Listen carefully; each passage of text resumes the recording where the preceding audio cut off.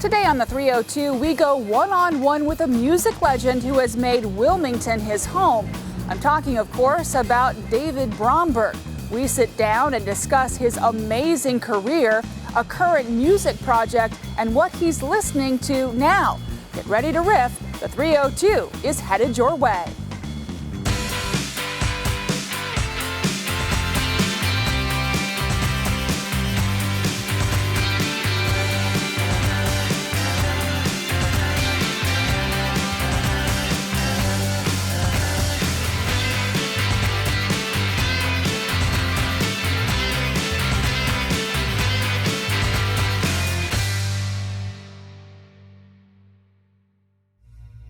He's known as the Godfather of Americana, an eclectic Grammy-nominated artist, a dangerous man. But here in Wilmington, he's your neighbor and a man that helped bring music back to Market Street. I'm talking, of course, about David Bromberg, who, as you can see, is here. David, thank you so much for joining us. It's a pleasure. Now, I know that you have a new music project coming out, and I want to talk about that because I know everyone's pretty excited about it. But talk to me first about when you discovered your passion for music. Oh, I was pretty young. I must have been, I know I was under 10. Yeah. And there were records around the house. My parents didn't listen to them much, but I did. And my brother did occasionally. And I just fell in love with music, and there's really not more to say about it than that. Yeah. I just fell in love with it. I wanted to make music. So I started out studying flute, but before I could put my hands around well, actually I think I took a little piano first. Yeah. But I got more serious with the flute, but before I could handle the flute, I had to have a piccolo, you know, because my fingers weren't big enough. And also at one point a recorder, and then I graduated to the flute. But what I wanted to play was the guitar, and my brother already played guitar. So when I got the measles, when I was about 13, I learned to play guitar on one of my brother's guitars, and I borrowed one of his books. I could already read music, and I learned to play flat on my back. So do you think using all of those, or learning a little bit of all of those instruments at a young age, kind of fed your quest to dominate different genres? Because you have so many different genres in all of your music. I don't think those instruments had that much to do with it. I think it's more the guitar. Yeah. I almost never heard anything on the guitar that I didn't want to be able to do. And that's what led me into all the different genres, because the guitar is useful in many genres. Well, I know a lot of people, they enjoy playing the guitar, you know, but you really became a master. That was your thing. Everyone looked to you. They wanted you to play on their albums. They wanted you to write songs for them. Talk to me about the journey from, you know, learning to play when you had the measles to, you know, making, you know, touring and working with Dylan and Harrison. I mean, how did that develop? Well, I started in running around Greenwich Village. And I did that even before I was out of high school. But after I got out of high school and I was in college for a couple of years, I would go down to the village, and I started to play with people. I did not sing, but I liked accompanying people, being the guitar player for people, and I was able to do it. So I think that's how all that got started. Tom Paxton was the first person with a nationwide reputation to take me on the road. Mm-hmm. And then a little later I ran into Jerry Jeff Walker, and I loved playing with Jerry Jeff, and he had written a song called Mr. Bojangles. Oh, yes. Yeah, so I was his band for a few years. Yeah. And that was great learning experience. Have you ever read the comments to, there's a video on YouTube that talks about, that's of your performance of Mr. Bojangles, and everyone is like, this is the best rendition, it's so natural, you know, it really had an impact on people. Are you aware of the impact that you have, influence that you have on people who love jazz or love guitar playing or just music in general? I don't know, I don't really seek that out. Yeah. Because it won't help me. It feels good. I mean, it was a long time before I could even read the comments on my own website. I never took compliments well, so I never would do it. And then my band urged me to go take a look at what they say, and I cried. I mean, it really did hit me, but it's not something I consult a whole lot. You just do it for the love of the music. Yeah, it's between me and the music, really.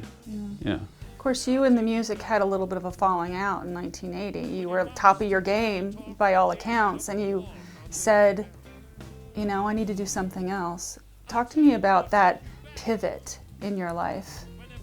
I was working too much.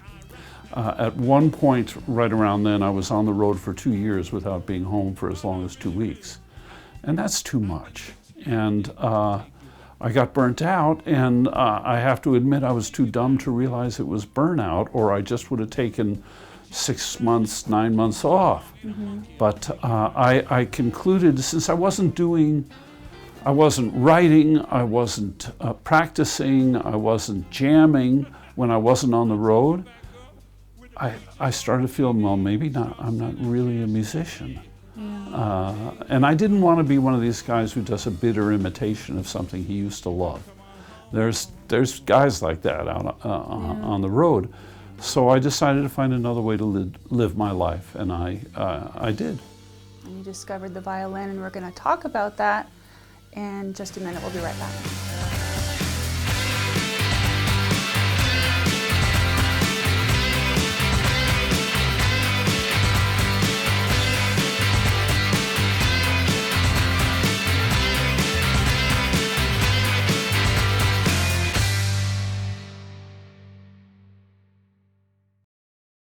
Hi, I'm Lauren, and the 302 is my jam.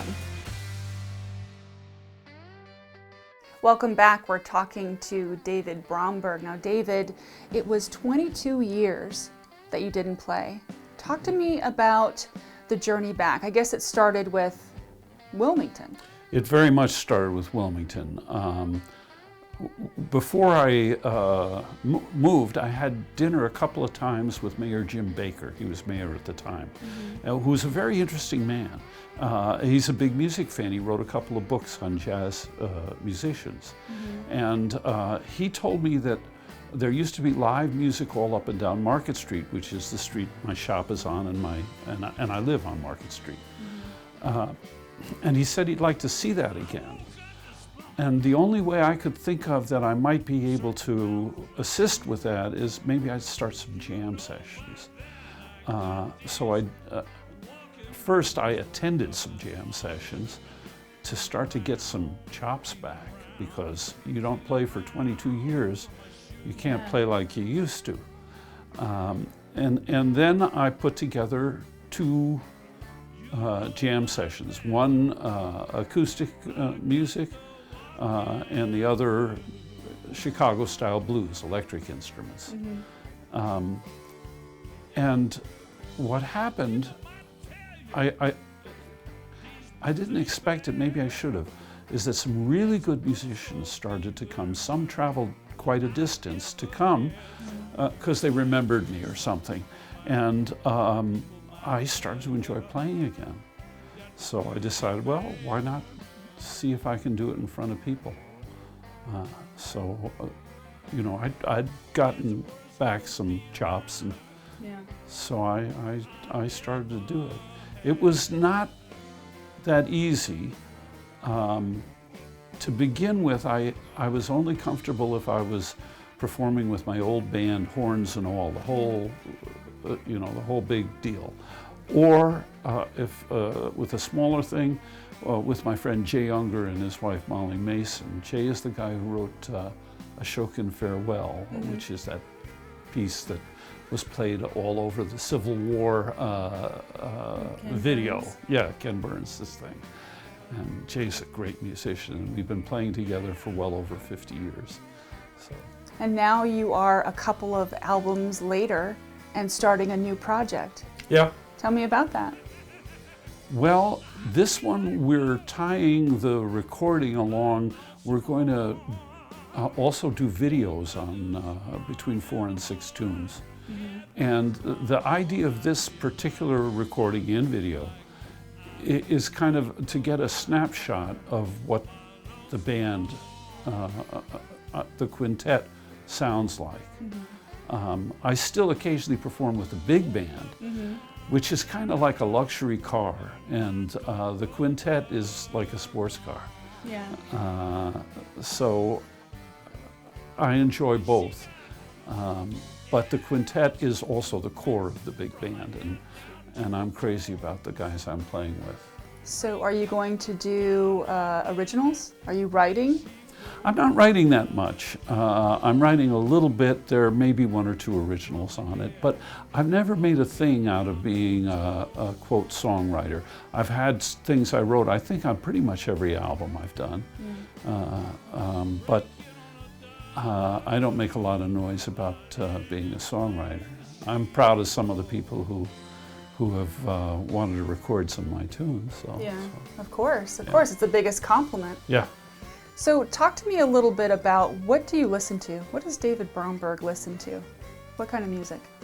Oh, I listen to a lot of different kinds of music. I listen to a lot of blues. There's a guitar player named Ronnie Earl that I'm crazy about. And there's another guitar player named Lisa Gerber who just knocks me out. But they're accompanists, both of them. Neither one of them sing.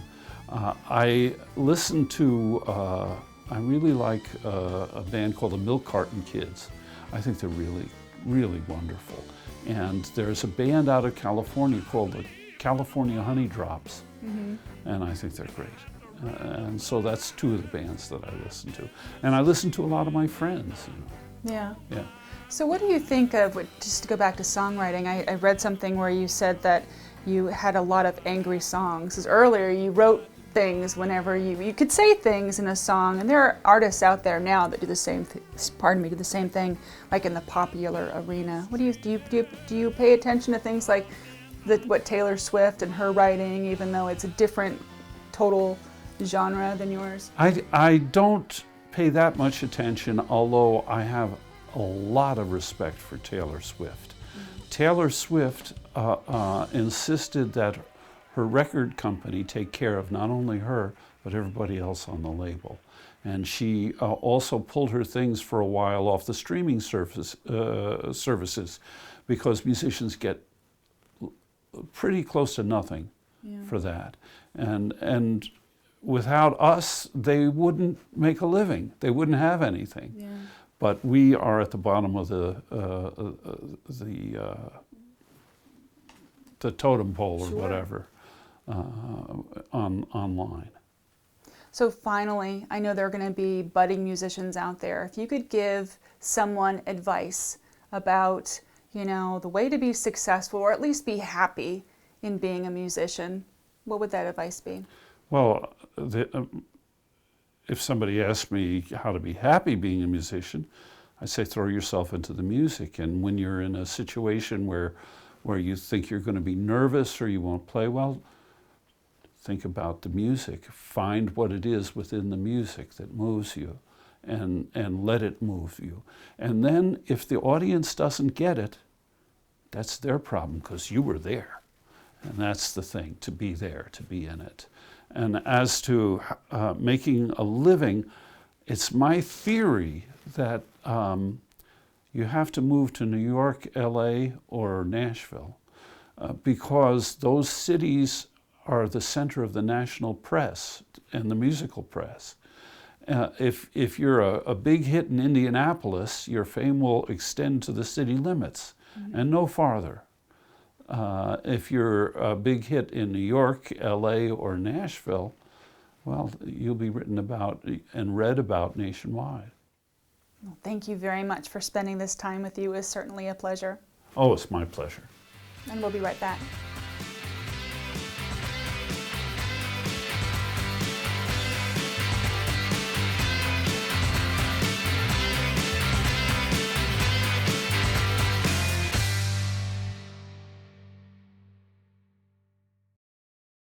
Hi, I'm Scott, and I love the 302.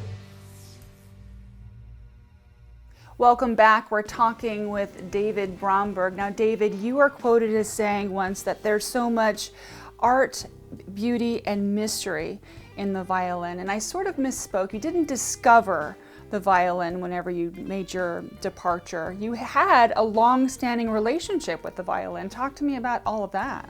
Well, at one point, early on, I decided I wanted to play a little fiddle. I played fiddle music on the guitar, and I thought, gee, I'd like to play it on the fiddle too. And I knew exactly how I wanted to sound. I wanted to sound just like Jay Unger, who was playing with me at the time. We were in the band together. And so I found and got a violin. And that was the start of my relationship with the violin. So you get a violin, you start learning how to play, but then you take it a step further. You become a craftsman in your own right. Talk to me about that. Well, there's a couple of things relating to that. The first violin that I got was made in Massachusetts. Actually, I bought it in Massachusetts too. And I thought that fit because I play American music, and to be playing on an American instrument, that was good. And so I became very interested in American violins. I have a collector's bent, and it is bent. So I started collecting violins that were made in the United States. But the other thing that happened was I started haunting violin shops, looking for American violins and just learning about violins. And what fascinated me most was how somebody could look at a violin and without referring to the little slip of paper inside, and sometimes contradicting it, would tell you when and where and sometimes by whom it was made. I wanted to be able to do that. Anyhow, at the point where I was burnt out from touring, what am I going to do? I decided I'll learn to identify violins. So I went to violin making school, and I spent a lot of time in violin shops in Chicago, which is where the school was. And you ultimately made a few violins, right? Yeah, oh yeah, you had to at school. Yeah, so how many did you make? About a half a dozen. Do you still have them? Some of them, not many. I think I still have maybe two or three.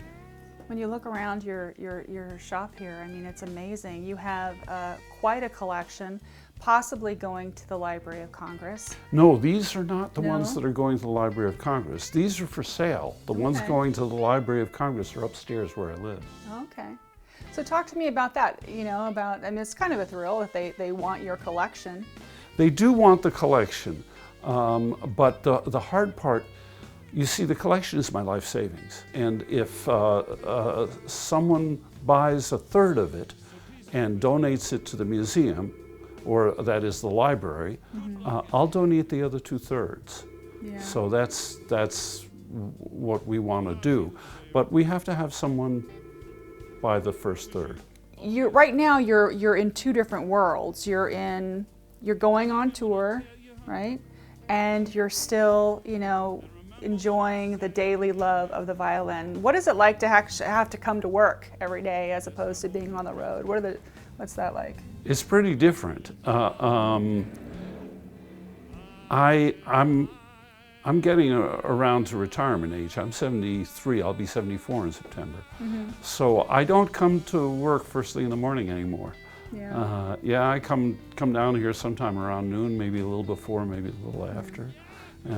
But I still love to come down every day that I'm not on the road, and I work. What's the best part of your day?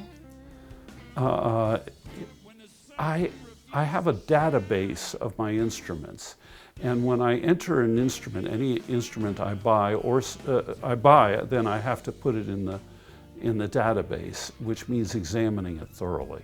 I love that. Just taking the time to, because there's so many differences in the violins, the finish, the way it's shaped. Yeah. Talk to me about what's the most unique feature to a violin? Everything counts, so it's hard to say. Perhaps you might say the scroll, the kind of snail shape at the very top of the violin, which has nothing to do with producing sound, although you couldn't say that it has nothing to do with the quality of the sound. Mm-hmm. The wonderful and aggravating thing about the violin and the viola and the cello is that everything counts. Absolutely everything. Really? It's stunning that everything counts. For example, the distance, that's not a good one. The distance between the bridge and the tailpiece is called the afterlength. Mm-hmm. These strings actually vibrate while you're playing. They produce sound while you're playing. So you need these to be in tune. How are you going to tune these when you're using the pegs to tune these? Well, it has to be the proper distance. It counts. And also, the tail gut here counts. Mm-hmm. You can change the sound by moving the threads closer together or farther apart or to one side or the other side. Everything counts. The height of the saddle, it all counts. There you go. So you're surrounded by music and beauty one way or the other every single day. Yeah. Excellent. It's a nice life. It sure is. Yeah. Thank you so much. We'll be right back.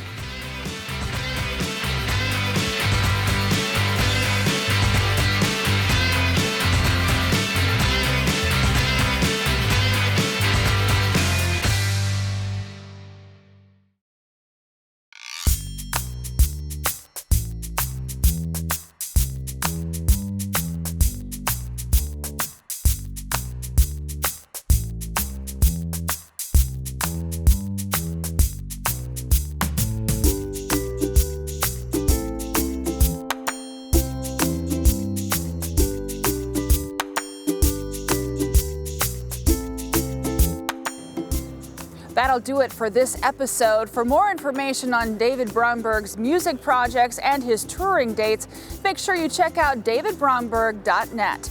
We leave you now with some behind-the-scenes photos. I'm Jackie Ferris. Until next time, we'll see you on the 302.